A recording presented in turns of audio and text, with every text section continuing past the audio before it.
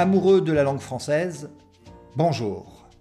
Je m'appelle Jordi, je suis professeur de français et créateur de Le French Club, le club de français 100% en ligne. Par ailleurs, chaque mois, j'anime un ou deux podcasts que j'appelle le French Podcast et qui est une série de podcasts en français facile, c'est-à-dire un français qui est accessible dès le niveau B1, dès le niveau intermédiaire. La semaine dernière, je t'ai proposé un podcast sur les traditions de Noël en France et la continuité logique, c'est qu'aujourd'hui, je vais te parler des traditions du Nouvel An et de l'Épiphanie. Si tu ne sais pas ce qu'est l'Épiphanie, je vais te l'expliquer dans ce podcast. Avant de commencer, je tiens à préciser que si tu souhaites avoir le PDF avec la transcription intégrale du podcast, avec la liste de vocabulaire et les définitions qui sont des définitions en français faciles pour que tu comprennes, si tu veux également toutes les activités interactives autour de ce podcast, mais autour de tous les podcasts du French Club, eh bien je t'invite à devenir membre du club de français en ligne. Je te laisse le lien dans la description de cette vidéo. Donc non seulement tu auras la transcription et les activités de tous les podcasts, mais tu auras tous les autres avantages qu'ont les membres du club. Tu auras accès à tous les cours de la plateforme. Tu auras accès également au serveur Discord du club de français en ligne. 10, 9, 8, 7, 6, 5, 4, 3, 2, 1. Bonne année! Ça y est, une fois que le compte à rebours est terminé, on célèbre enfin la nouvelle année. Le compte à rebours, c'est lorsqu'on compte à l'envers, en commençant par le 10 et en terminant par le 0. Cependant, en France, les préparatifs pour recevoir la nouvelle année commencent bien avant le 1er janvier, tu t'en doutes. En effet, depuis quelques jours déjà, certaines professions comme les facteurs ce sont les personnes qui travaillent pour la poste et qui sont chargés de distribuer le courrier, ainsi que les pompiers, c'est-à-dire les personnes qui luttent contre les incendies, se présentent en uniforme à la porte de chaque maison pour nous vendre le traditionnel calendrier de la poste ou nous vendre le traditionnel calendrier des pompiers. Alors il faut dire que pour les pompiers et pour les facteurs, la vente de ce calendrier constitue un 13e mois de salaire. C'est-à-dire que pompiers et facteurs sont payés normalement 12 mois dans l'année, mais que grâce à l'argent obtenu par la vente de ces calendriers, ils reçoivent l'équivalent d'un 13e mois de salaire. C'est plutôt intéressant pour eux parce que tu le sais, à cette époque de l'année, on dépense généralement beaucoup d'argent. Généralement aussi, beaucoup de Français proposent des étrennes, c'est-à-dire des petites sommes d'argent que l'on offre au début de l'année, aux éboueurs et aux gardiens d'immeubles. Les éboueurs, si tu ne sais pas ce que c'est, ce sont les personnes qui sont chargées de récolter les ordures, les poubelles de la ville. Puis arrive la Saint-Sylvestre, c'est-à-dire la journée du 31 décembre. Comme pour Noël, les Français font un repas exceptionnel qu'on appelle le réveillon.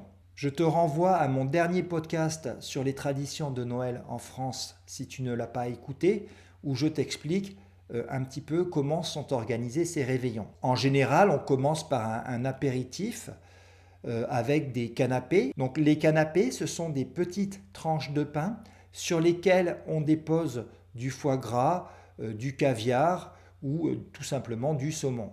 Alors toutefois, il y a une différence notable, une différence importante entre le réveillon de Noël et le réveillon du Nouvel An, c'est que le réveillon de Noël est plutôt passé avec les membres de la famille, tandis que le réveillon du Nouvel An est plutôt l'occasion de se retrouver entre amis. Alors je ne sais pas si c'est la même chose dans ton pays.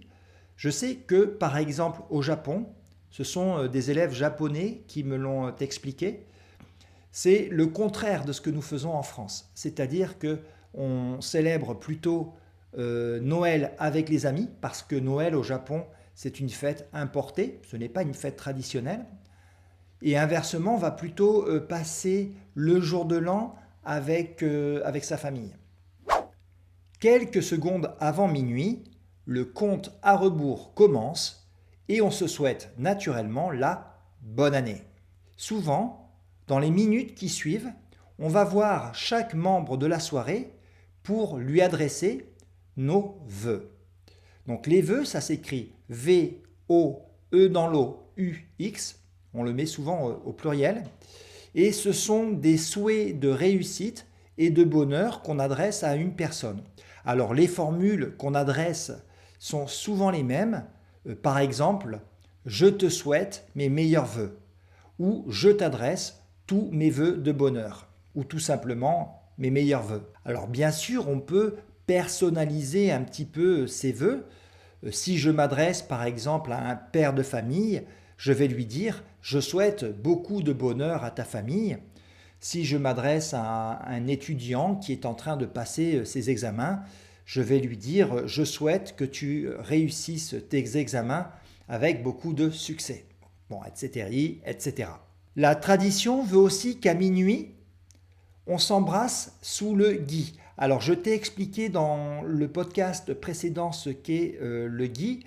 Bon, rapidement, hein, c'est une plante parasite qu'on trouve sur certains arbres ou arbustes et qui résiste à l'hiver. Hein, et le gui produit un fruit blanc qui est un fruit non comestible. Et on utilise le gui pour décorer les maisons, je pense un petit peu partout en Europe, ou en tout cas dans tous les pays du nord de l'Europe. Alors le gui est un symbole d'immortalité, hein, puisque c'est une plante qui survit à l'hiver. Et on dit que s'embrasser sous le gui, lorsque sonne le 12e coup de minuit, c'est-à-dire le moment où on bascule d'une année sur l'autre, eh bien que s'embrasser sous le gui porte bonheur. Il est intéressant de savoir que le premier territoire français à recevoir la nouvelle année sont les îles de Wallis et Futuna. Il s'agit de 2 petites îles polynésiennes situées dans le sud du Pacifique. 1 heure plus tard, ça sera au tour de la Nouvelle-Calédonie de célébrer le Nouvel An. La Nouvelle-Calédonie, c'est un autre territoire français situé au nord-est de l'Australie. Alors que les habitants de France métropolitaine, c'est-à-dire la partie européenne de la France, devront encore patienter 10 heures avant de se souhaiter une bonne année. Inversement, les îles de Tahiti, Bora Bora, Moorea et toutes les autres îles de Polynésie française seront les derniers territoires à rentrer dans la nouvelle année 10 heures après la métropole et 22 heures après Wallis et Futuna. Alors revenons maintenant aux célébrations du Nouvel An en France métropolitaine et notamment à Paris. Eh bien, un grand spectacle de son et lumière commence sur l'avenue des Champs-Élysées. C'est un moment magique où la plus belle avenue du monde, c'est ainsi que les Français appellent les Champs-Élysées, s'illumine de 1000 feux. Généralement, on vient sur les Champs-Élysées avec des amis et une bouteille de champagne à la main et on va sabrer le champagne. Sabrer le champagne, ça veut dire qu'on va ouvrir la bouteille de champagne d'une façon un petit peu festive en faisant sauter le bouchon. Puis naturellement, on trinque à la nouvelle année. Trinquer, c'est le verbe qu'on utilise en français lorsqu'on choque nos verres pour célébrer un événement comme la nouvelle année ou tout simplement pour marquer une amitié. Donc les gens trinquent avec leur coupe de champagne sur l'avenue des Champs-Élysées. Donc normalement, je pense qu'en France, il est interdit de boire sur la place publique. Mais évidemment, il y a une exception de fait pour la nouvelle année. Et en effet, la nuit de la Saint-Sylvestre, c'est la nuit où les Français boivent le plus d'alcool. Cela expliquerait, semble-t-il, le pic de naissance qu'on observe en France chaque année aux alentours du 20 septembre, c'est-à-dire très précisément 9 mois après le 1er janvier. Donc tu vois que ce nouvel an est fêté dignement par les Français. Alors les jours suivants, le 1er janvier, 2 janvier, 3 janvier, on formule des vœux à tous ses amis, aux membres de sa famille, à ses collègues. On peut passer tout simplement un coup de téléphone ou on envoie par la poste des cartes de vœux. Donc on réutilise sur ces cartes les formules que je t'ai déjà données, mes meilleurs vœux, tous mes vœux de bonheur, etc., etc. Cette période est très importante socialement car elle permet de garder le contact avec les gens qu'on aime ou tout simplement les gens qu'on apprécie. Malheureusement, avec l'apparition des réseaux sociaux et notamment des messageries comme WhatsApp ou Telegram, cette tradition des cartes de vœux se perd un petit peu. Et personnellement, je le regrette parce que je pense qu'il y a quelque chose de très personnel, de très spécial dans l'envoi d'une carte écrite. Alors peut-être que tu penses que je suis un petit peu vieux jeu, un petit peu vieille école, ou peut-être que tu es d'accord avec moi. Et voici une anecdote amusante. Sais-tu jusqu'à quand on peut adresser ses vœux en France? Certains disent qu'on a une semaine pour le faire. D'autres pensent que cela peut durer tout le long du mois de janvier. Il y a même une légende qui raconte que certaines personnes prolongent cette tradition jusqu'aux vacances de Pâques, c'est-à-dire jusqu'au mois d'avril. Bon, ce n'est pas très sérieux, c'est une blague, c'est juste pour dire que certaines personnes prennent beaucoup de temps pour adresser leurs vœux. La nouvelle année, c'est aussi l'occasion de prendre de bonnes résolutions.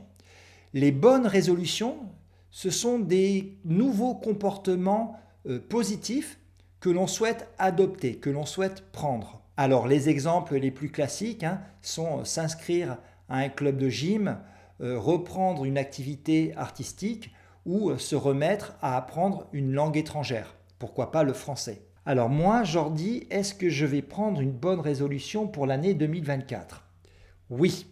Je pense que ma résolution, c'est reprendre le contact avec les personnes que j'apprécie et que j'ai un petit peu perdu de vue. Et autre chose très importante, je souhaite passer du temps de meilleure qualité avec les gens que j'aime. C'est vrai que ces derniers temps, j'ai eu un petit peu tendance à vouloir répondre immédiatement aux courriels, à répondre immédiatement aux sollicitations.